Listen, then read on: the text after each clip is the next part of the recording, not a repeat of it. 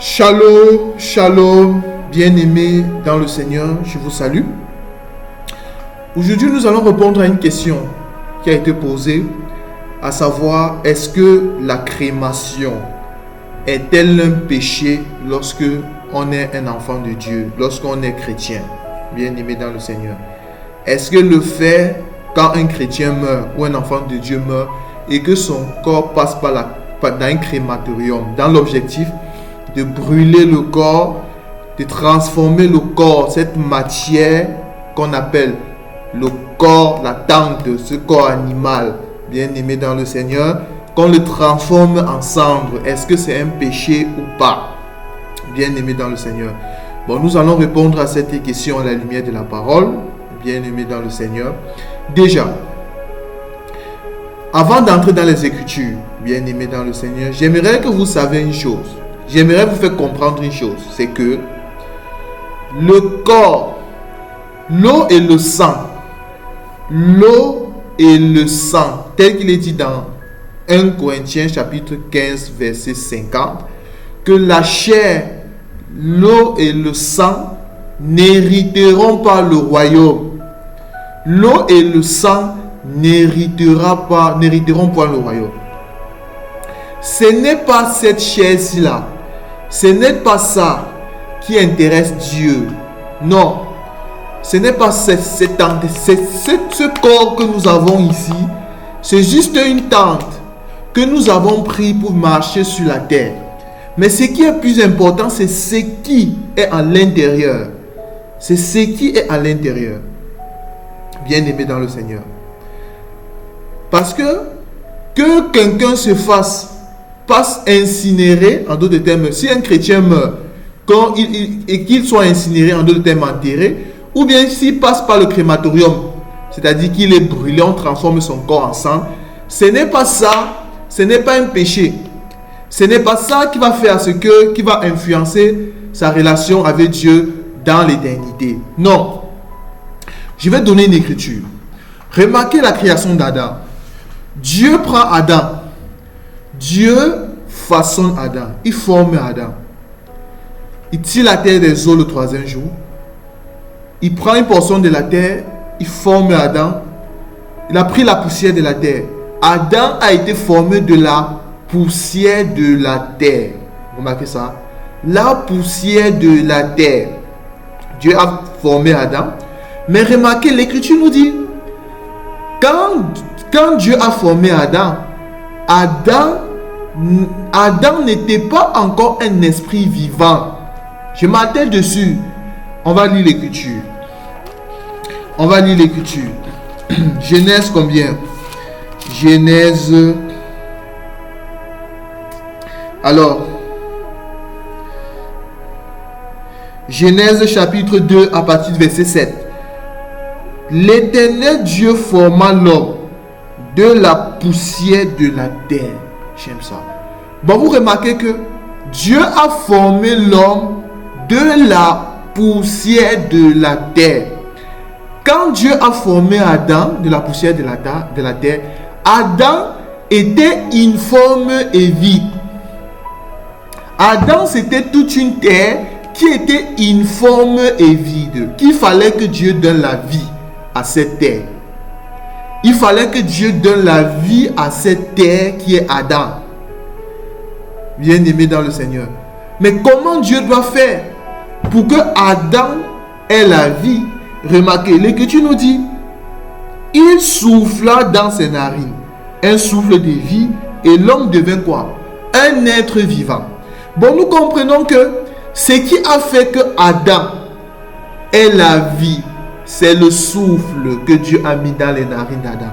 C'est la vie que Dieu a mis dans les narines d'Adam. Ce n'était pas la chair, ce n'était pas la poussière. Ce n'est pas la poussière qui intéressait Dieu. Ce qui intéressait Dieu, c'est ça, la vie. Je vais essayer vraiment de ne pas trop monter. Je vais rester sur terre.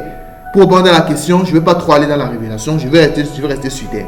Bon, remarquez ici que c'est le souffle, en d'autres termes, l'esprit en Adam, qui était le plus important, bien-aimé dans le Seigneur. C'est pour répondre à cette question. En réalité, en l'homme, c'est l'esprit. Je crois que c'est le frère Job qui dit cela. En réalité, en l'homme, c'est l'esprit. Ce qui intéresse Dieu, c'est ton esprit. Ce n'est pas le corps charnel animal. Ce corps-ci n'héritera pas le royaume. C'est pour ça que Dieu a dit à Adam, tu es poussière et tu retourneras poussière. Bien-aimé dans le Seigneur. Ce qui doit retourner poussière, c'est quoi? C'est le corps. C'est le corps. C'est ce corps qui retournera poussière. C'est pour ça que, bien-aimé dans le Seigneur, si on prend un enfant de Dieu qui est mort, que si on l'enterre, ou bien si on le brûle, ce n'est pas ça qui intéresse Dieu. Ce qui intéresse Dieu, c'est l'esprit, qui a déjà quitté la tente, qui a déjà quitté ce corps. Je vais donner une écriture. Prenons cette écriture. Prenons cette écriture. 2 Corinthiens 5, à partir du verset 1er. 2 Corinthiens 5, à partir du verset 1er. Nous savons en effet que si cette tente où nous habitons sur terre est détruite. Oh, c'est quoi la tente où nous habitons sur la terre? C'est ce corps charnel. C'est le corps, c'est Dieu qui rassemble la poussière. Il forme Adam. C'est ça la poussière, c'est ça le corps charnel, c'est ça la tente, bien-aimé dans le Seigneur. Nous savons en effet que si cette tente où nous habitons sur la terre est détruite, nous avons dans le ciel est détruite. Mais comment est-ce que la tente peut être détruite? La tente peut être détruite soit quand un enfant de Dieu meurt, alors l'enfant de Dieu peut être inhumé, en d'autres termes enterré. Quand il est enterré, alors que ce soit les vers vont se régaler, vont manger ce corps, vont manger cette chair. Cette chair va pourrir, ça va se détruire, ça va devenir poussière. Les vers vont manger. De la même manière que si un enfant de Dieu est brûlé, il passe par le crématorium, il est brûlé, il va devenir la poussière, la cendre bien-aimée dans le Seigneur. Je ne sais pas si vous remarquez ça. Je ne sais pas si vous remarquez ça. L'Écriture, nous savons en effet que si cette tente où nous habitons sur terre est détruite, nous avons dans le ciel un édifice qui est l'ouvrage de Dieu, une demeure éternelle qui n'a pas été faite des mains d'homme. J'aime ça. Nous avons dans le ciel une demeure éternelle qui n'a pas été faite des mains d'homme.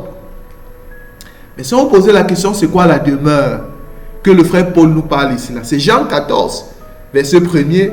Croyez en moi et croyez en Dieu, croyez en moi. Il y a beaucoup de demeures dans la maison de mon Père. Si cela n'était pas vrai, je vous l'aurais dit. Nous comprenons que les demeures, c'est quoi? Bon, il est vrai que la demeure générale, c'est d'abord la nouvelle Jérusalem céleste, bien aimé dans le Seigneur. Mais la demeure, c'est ça les corps glorieux, bien aimé dans le Seigneur, qui à la résurrection, déjà en enlèvement, bien aimé dans le Seigneur, les morts en Christ et les vivants vont être changés, ils vont avoir les corps glorieux, la nouvelle demeure qui est le corps glorieux, le corps céleste.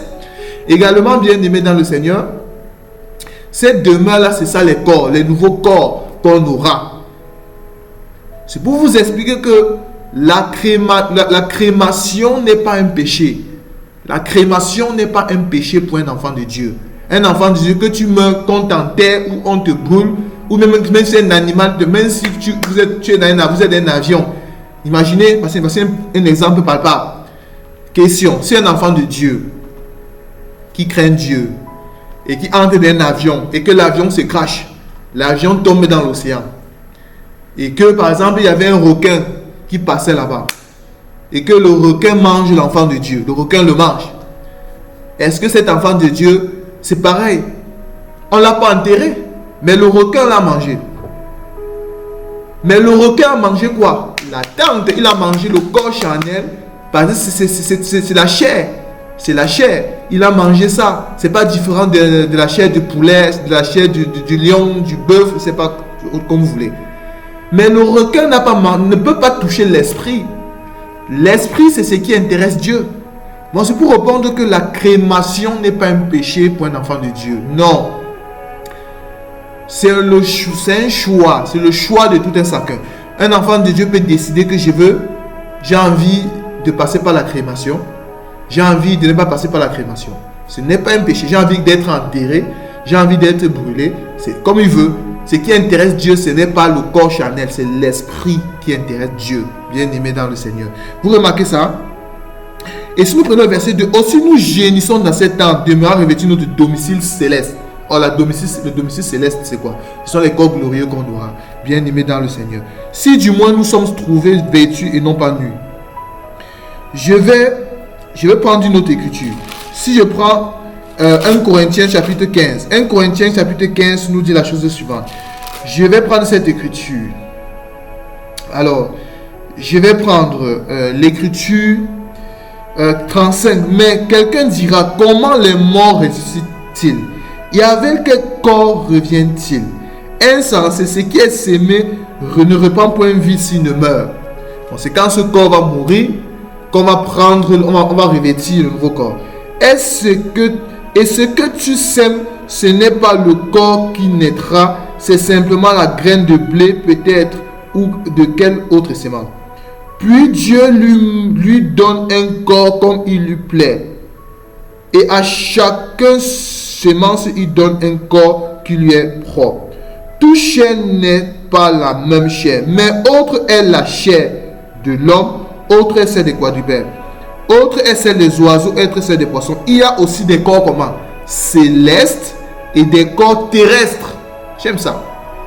Il y a les corps célestes et les corps terrestres. Bon, moi maintenant, le corps que j'ai maintenant, c'est le corps terrestre.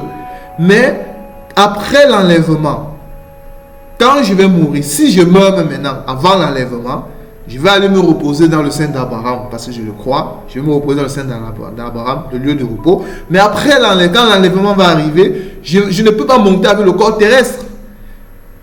Je vais monter avec le corps céleste, bien aimé dans le Seigneur. Parce que si soit m'enterre, soit on me brûle, ce corps terrestre va devenir poussière. Mais l'esprit, bien aimé dans le Seigneur, c'est l'esprit qui se repose. Maintenant, à l'enlèvement, le corps que le Seigneur va nous préparer, l'esprit va revêtir ce corps qu'on appelle le corps céleste, bien aimé dans le Seigneur. Le verset 41. Autre est l'éclat du soleil, et autre est l'éclat de la lune, et autre l'éclat des étoiles.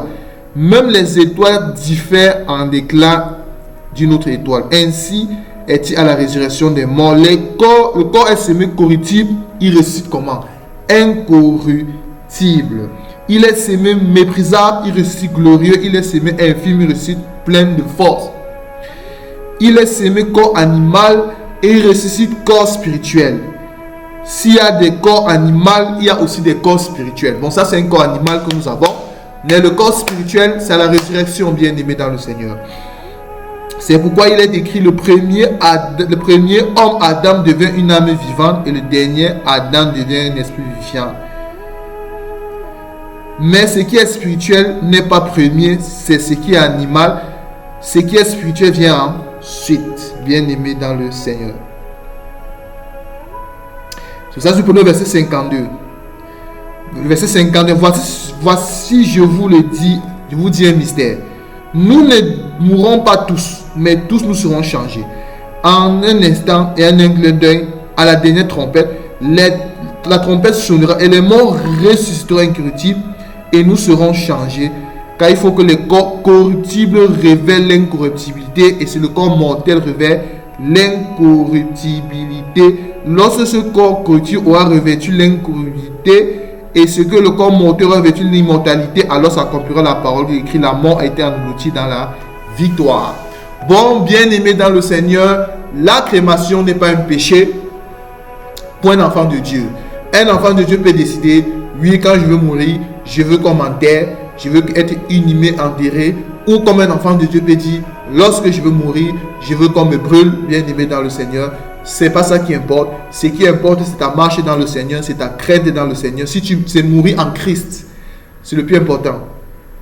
Le plus important, c'est mourir en Christ et Jésus. Tel que la parole nous dit dans Apocalypse 13, 14.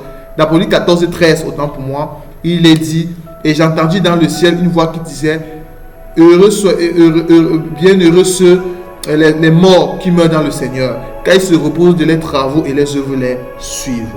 Bon, le plus important, c'est mourir dans le Seigneur. Que le Seigneur Jésus vous bénisse. C'était pour répondre à cette question. Shalom.